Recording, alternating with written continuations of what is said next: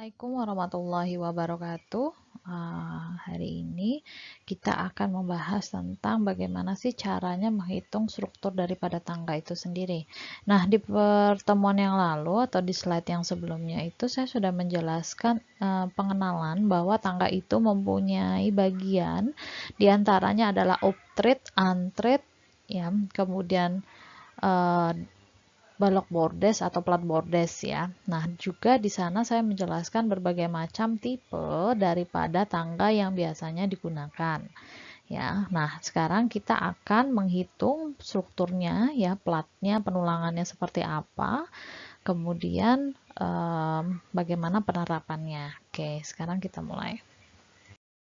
Oke, di contoh perhitungan ini ya diasumsikan bahwa elevasi lantai 1 itu berada di plus 300 cm dan elevasi lantai 2 itu berada di plus 610 cm. Jadi ada perbedaan tinggi ya di antara lantai 1 maupun lantai 2 dan ini akan kita gunakan sebagai space untuk ketinggian tangganya.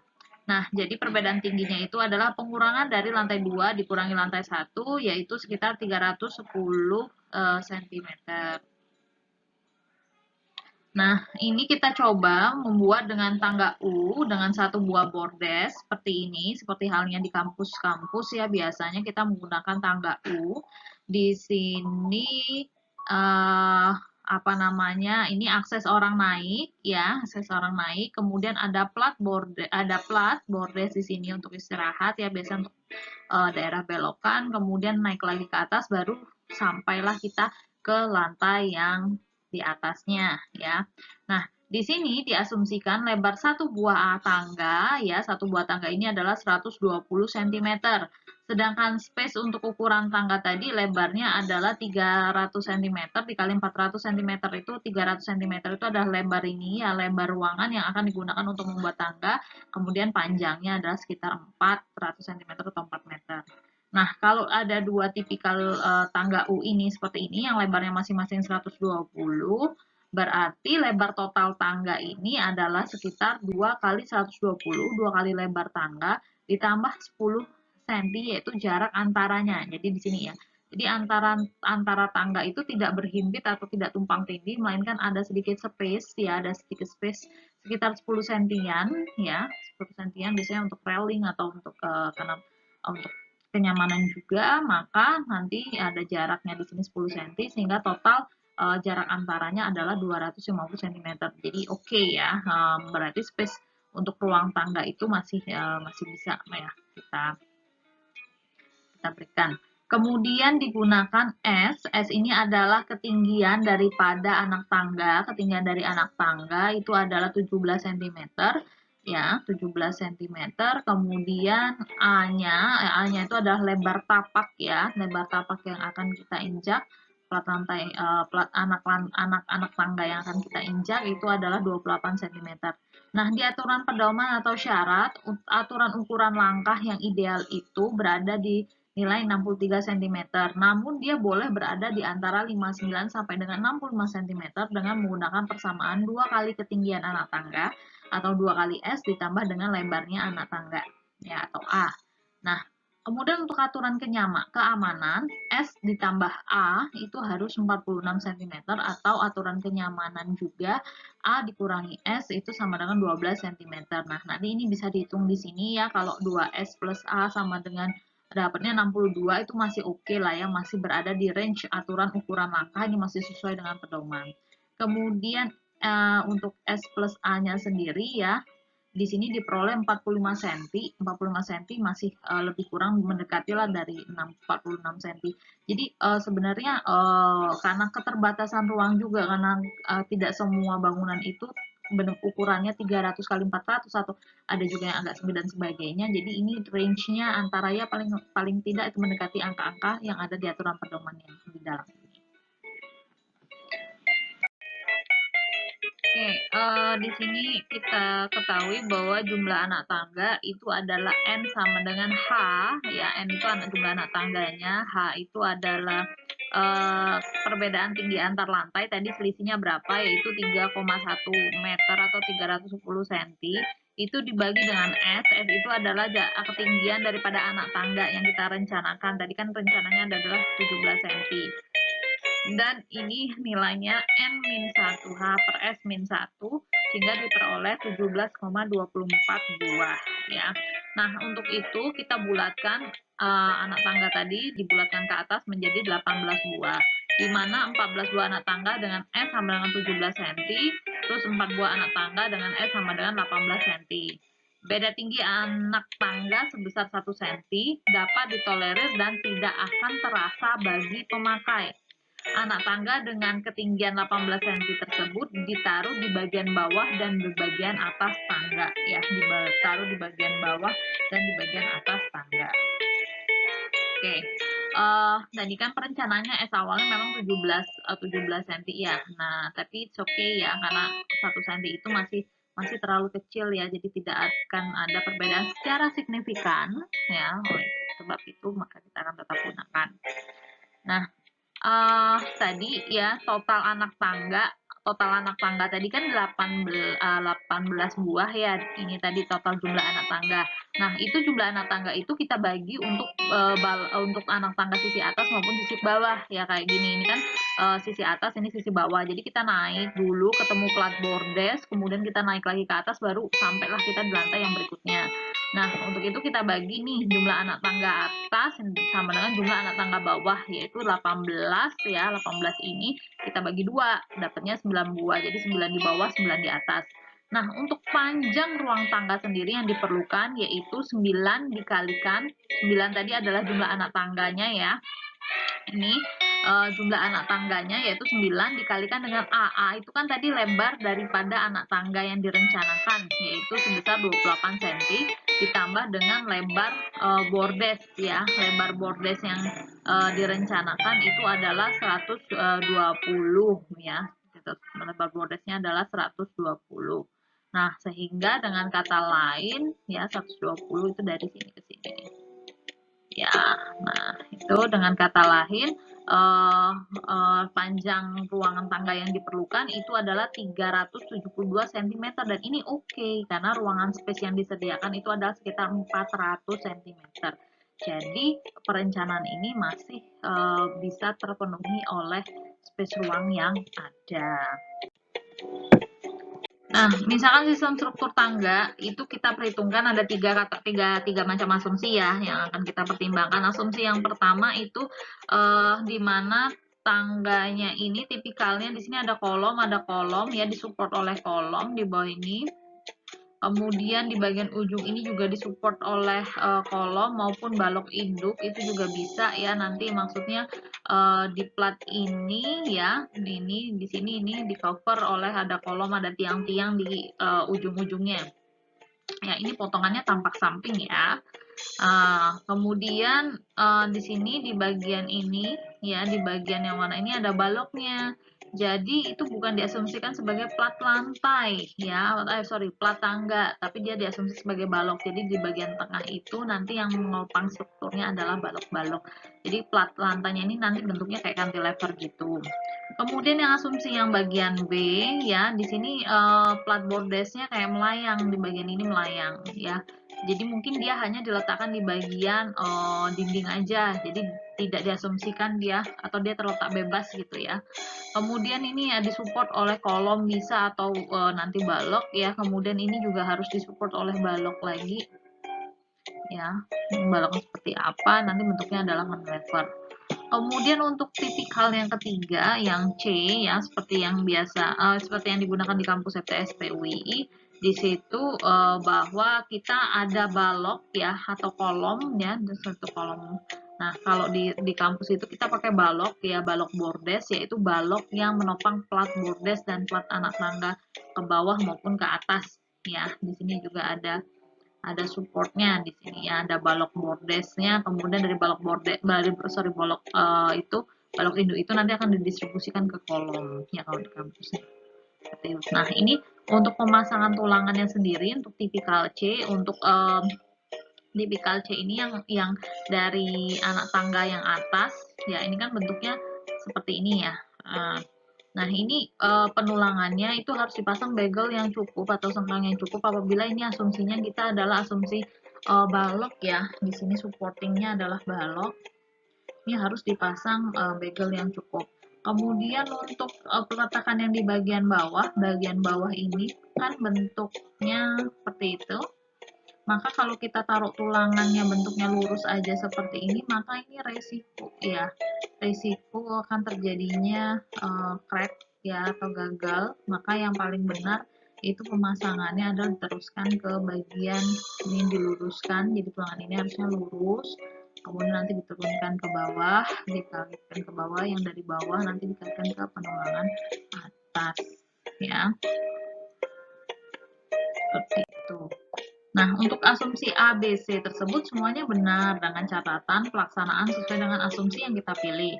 Masing-masing asumsi akan menghasilkan perilaku struktur yang berbeda, sehingga penulangannya pun akan berbeda.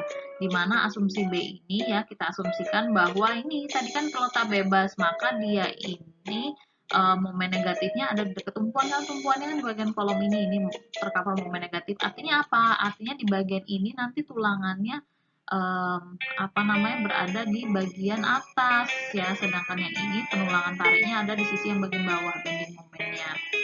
Nah, kemudian untuk balok tipikal yang seperti ini ya, dia momen negatifnya ini karena ada kolom atau ada balok yang mengcovernya, maka di sini negatif, yang bagian ini positif. Begitu juga untuk yang bagian bawah ya, dekat-dekat tumpuan itu momen negatif, tulangan tariknya berarti ditaruh di atas, tulangan positifnya ditaruh di bagian bawah ya, karena tariknya berada di bawah. Nah, untuk tangga plat, asumsi sistem struktur itu tergantung pada posisi kolom yang ada ya, jadi perhatikan lagi. Nah, untuk sistem strukturnya misalkan dia di cover sama plat, ya di sini ada A, B, C, D. Berarti harus ada balok-balok lintang pada titik A dan D. Ya, ada balok-balok lintang pada titik A dan D. Itu artinya apa? Ini di sini tuh harus ada balok lintang ya. Gitu. Nah, balok-balok ini ya serupa dengan ini nih tipikal. Nah, ini gambar yang kayak gini yang di akhir ini itu sama dengan ini nih, balok bordes namanya ya.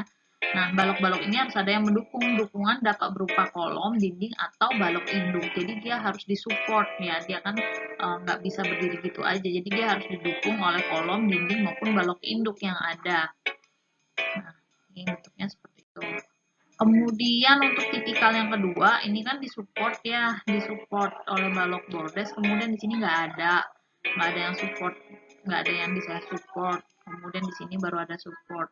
Nah, ini juga harus ada balok-balok bordes nih ya, balok-balok bordes yang covernya. Kemudian nah, untuk sistem struktur tangga yang seperti ini, di mana balok-balok lintang itu berada di titik A maupun di titik C, ya, balok-balok lintang itu berada di titik A maupun di titik C, di sini ya, nah, atau balok-balok bordes. Nah, itu dia ada di dua titik, dan A dan B juga seperti itu, nanti akan ada balok bordes, sehingga plat lantai itu posisinya nggak melayang, plat tangga, maaf ya, tidak melayang.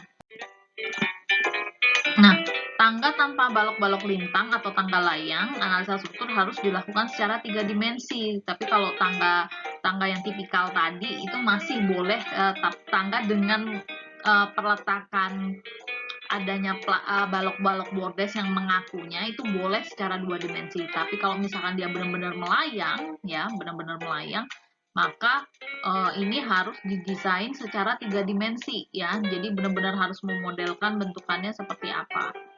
Ya, jadi jangan keliru ya. Jadi perhatikan terlebih dahulu struktur tangga kalian itu seperti apa. Apakah dia tangga layang atau dia tangga yang dikakukan oleh balok bordes atau tangga yang tumpuannya itu ada balok bordesnya ya, seperti itu. Nah, untuk tangga dengan balok, perencanaan plat injak atau anak tangga dan plat bordes, kemudian ada perancangan balok tangga.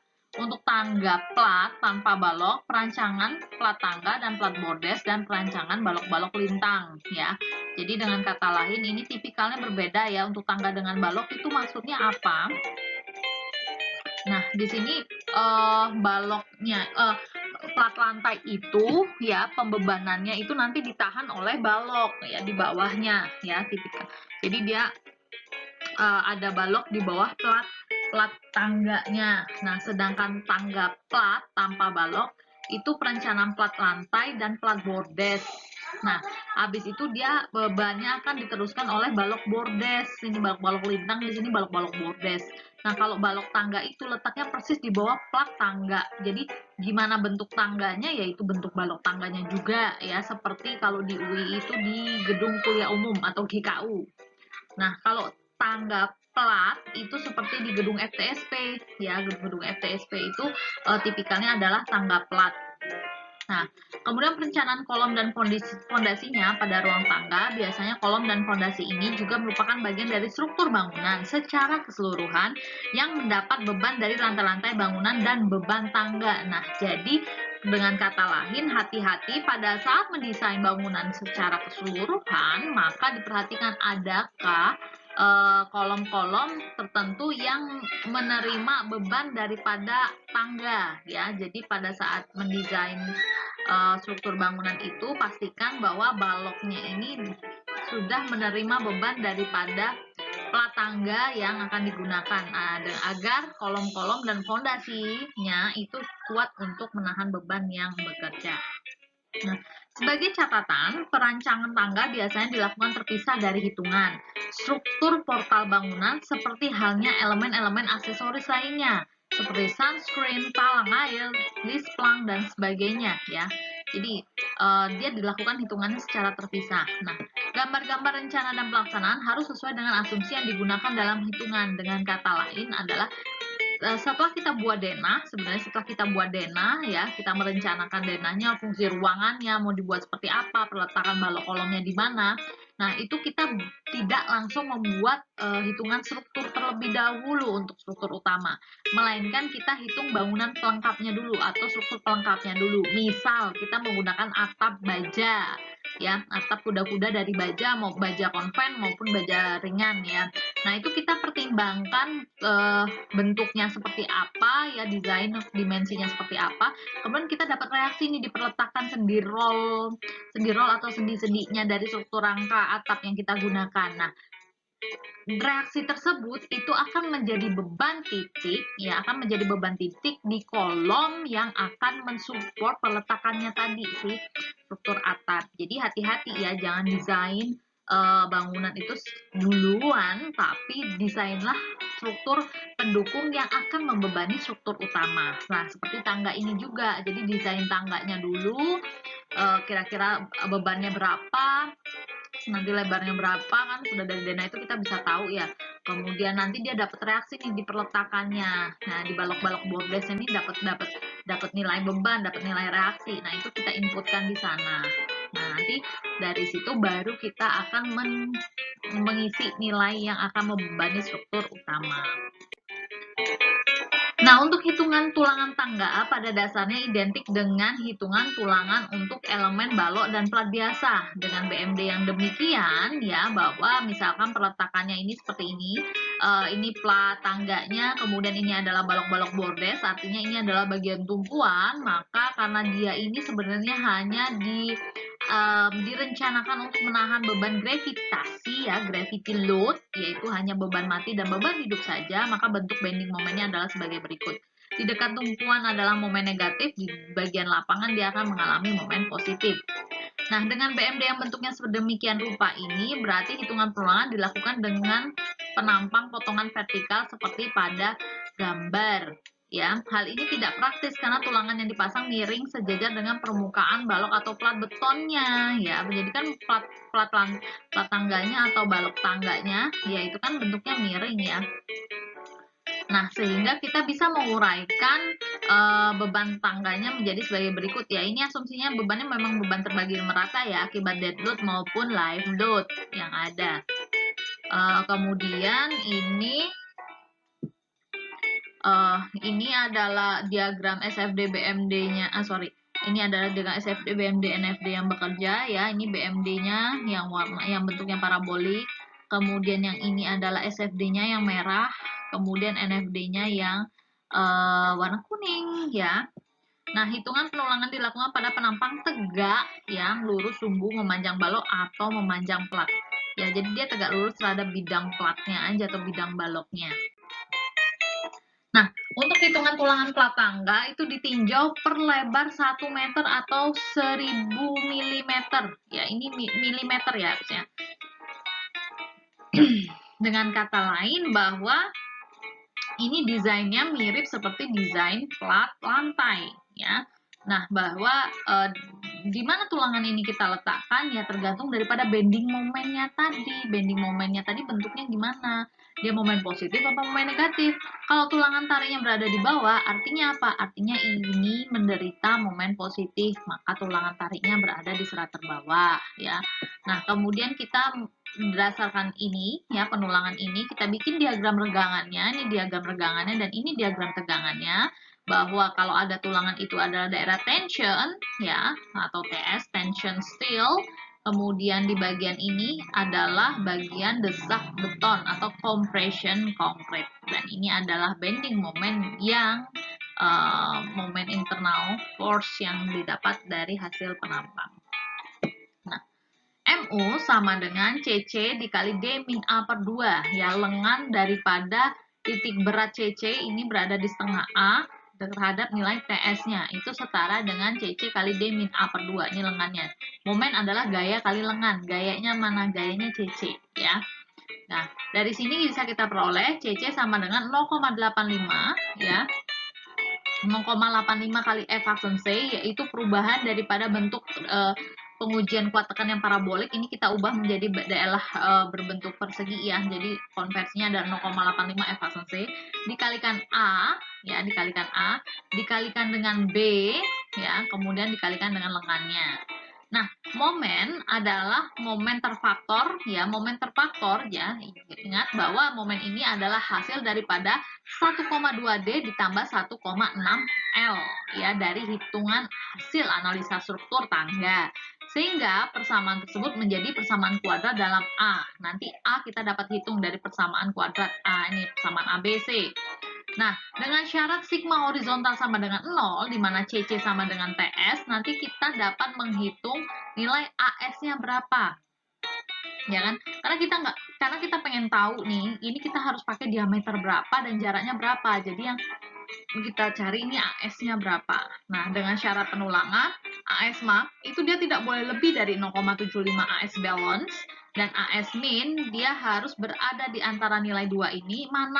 Manakah nilai tersebut yang paling besar, itu yang akan digunakan sebagai AS minimum. Ya, antara 1,4 dibagi FY dikali B kali D atau akar F aksen C per 4 dikalikan FY dikalikan B dikalikan D. Nah, untuk perancangan tulangan tangga ini kita juga harus mempertimbangkan adanya kondisi luas tulangan ya. Apabila AS, luas tulangan yang ada, itu kurang dari AS minimum, maka kita harus menggunakan luas tulangan minimum ya dari persamaan dua tadi yang sebelumnya. Dan ini mengindikasikan bahwa pemilihan tebal balok atau plat lantainya itu terlalu besar ya, dimensi tebal balok atau plat tangga yang menahan beban tangga itu sendiri masih terlalu besar sehingga AS-nya kurang dari AS minimum. Tapi nanti pada saat pemasangan penulangannya kita gunakan AS minimum, bukan AS yang sebenarnya. Nah, kita juga akan menemukan kondisi di mana luas tulangan yang ada itu lebih besar daripada AS minimum yang ada. Hal ini mengindikasikan bahwa pemilihan tebal balok atau plat lantai itu kecil ya. Sebaiknya tebal balok atau plat itu bisa diperbesar ya. Pada balok bisa dipakai tulangan rangkap untuk perhitungannya. Pada plat umumnya dipakai tulangan tunggal sehingga tebal plat perlu diperbesar ya, sehingga itu bisa menyelesaikan masalah. Nah, tapi selagi AS-nya itu masih berada di antara AS minimum, AS yang ada itu masih berada di bawah AS maksimum, hal itu untuk penebalan plat tangga tidak perlu diperbesar, tidak apa-apa ya, selagi dengan catatan selagi AS yang ada itu tidak melebihi daripada AS maksimum yang ada. Oke, sekian untuk pertemuan kita hari ini. Kita cukupkan sampai di sini. Materi untuk perkuliahan desain plat dan balok beton sudah selesai. Saya cukupkan dengan hamdalah. Alhamdulillahirobbilalamin. Assalamualaikum warahmatullahi wabarakatuh.